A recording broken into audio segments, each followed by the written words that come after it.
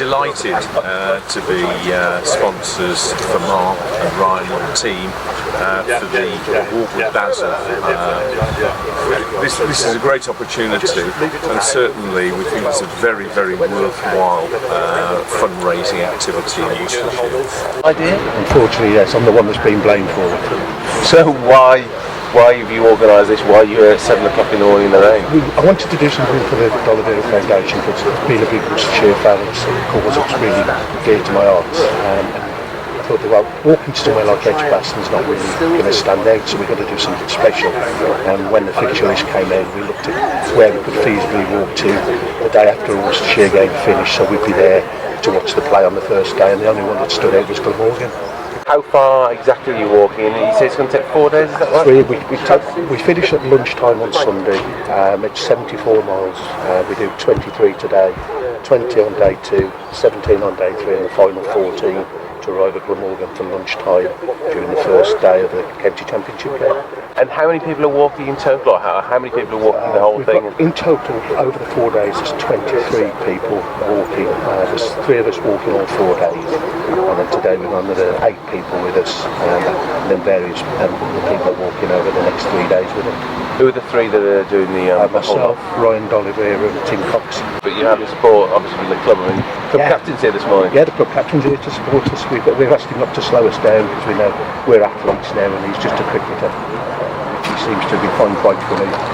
But yeah, we've had lots of support, local companies and businesses. You can see behind me the starting Honda car, which is going to be used as a support vehicle for the next 4 days. They've really been helpful. But yeah, Worcestershire and Glamorgan obviously have really helped us with the event. When we get to the other end, Glamorgan are letting the walkers in for free and giving us access to showers and free parking and things like that, which all helps the walkers and makes it achievable for us. How did you get involved in today's walk? Well, it's for Grandad's charity, so a couple of the guys got introduced to me, and I thought, well, it sounds like a good thing to get involved with, so pen to paper, and here I am. What do you think of Mark who's organised this? Oh, brilliant. From the car, from starting, that's brilliant. Just straightforward little things like t-shirts, water. He has literally covered every single base, which is a great thing for him, and also for the charity, and for us, for the walkers, that we know that if we need anything, there it is, and it's in the back of the car. And the charity basically helping youngsters get into the game? Yes, trying to get an exchange programme sorted so that the South African young kids can actually come over to Worcester or England, and then vice versa, so they can both go both ways, which is a really good thing, and Grandad would have loved to have been a part of that and actually have seen that happen, so that's the major one for us.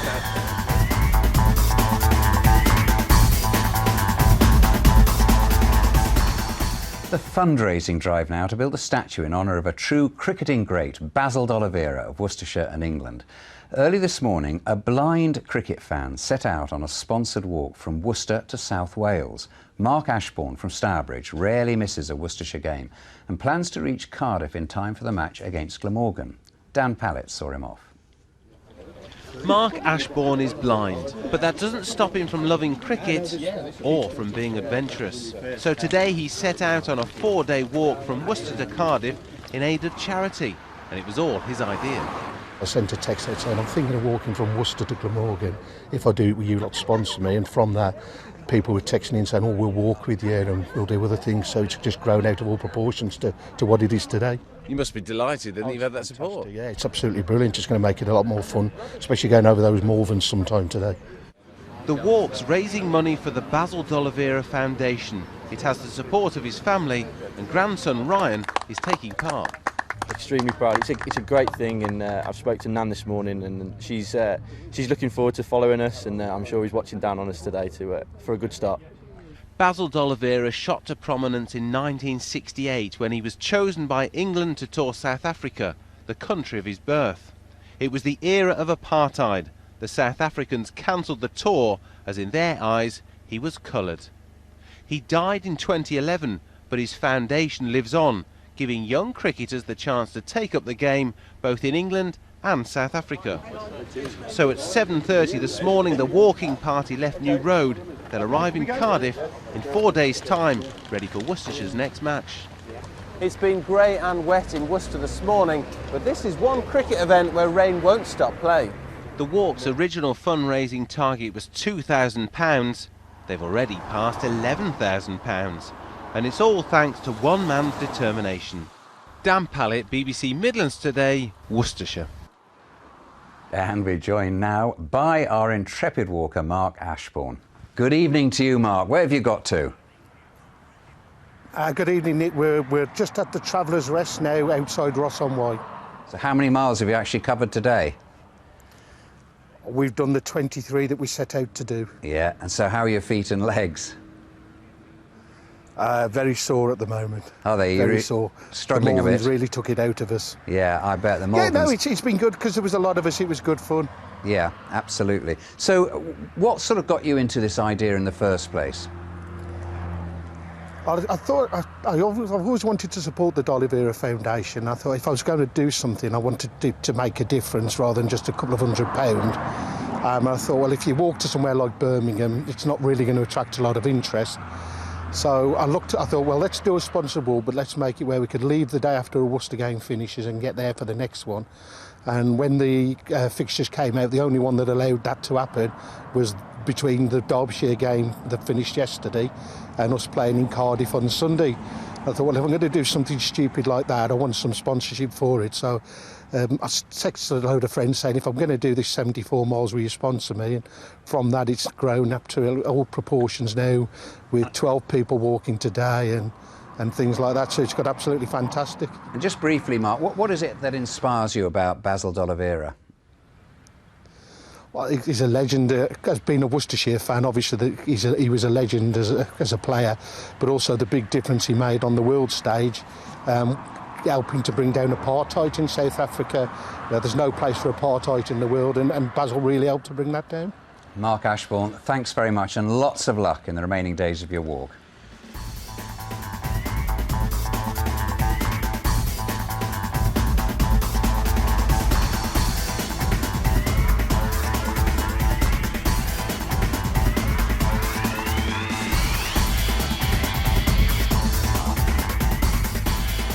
So how are you doing then, Mark? I'm going well. My team are dragging me along. No, but I'm dragging me along another way. You guys enjoying it still? Massively. I'm happy. We just met up with Mark Ashbourne here on his walk, and we're just outside, not very far, about 6 miles from Raglan. Mark, how's it going? It's going very well. We're pushing on well today and seem to be going up a lot of hills all of a sudden, but no, it's good. We're getting there. Any problems along route so far? Just the hills. Just the hills? Yeah, unfortunately Stourbridge is a flat country and I didn't train for all this many hills. Oh well, so you're looking forward to a good night's rest tonight? Yes. Yeah, I'm looking forward to getting to the other end and knowing that we're 43 miles in and only got 31 to go. So what time do you think you're going to get to Cardiff then on 1 Sunday? o'clock. 1 o'clock? Yes. Okay, brilliant. I heard that we're picking up a lot of money on route, so that's well, it's amazing. We've got people stopping us as we walk along, pulling up out and getting out of the cars, and it's just been fantastic. Brilliant. Yeah, people are really buying into it. Glad to see you stopping, still healthy and fit. Well, the trouble is, when they're like me, they can't really drive past, can they? So they have to stop to get round us. Okay, Mark, thank you very much. That woman's got some more bags.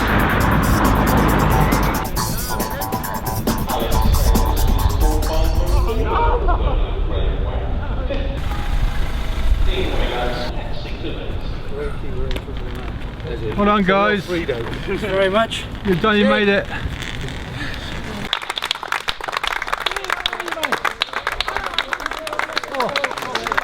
You better get in the barn here. You're here?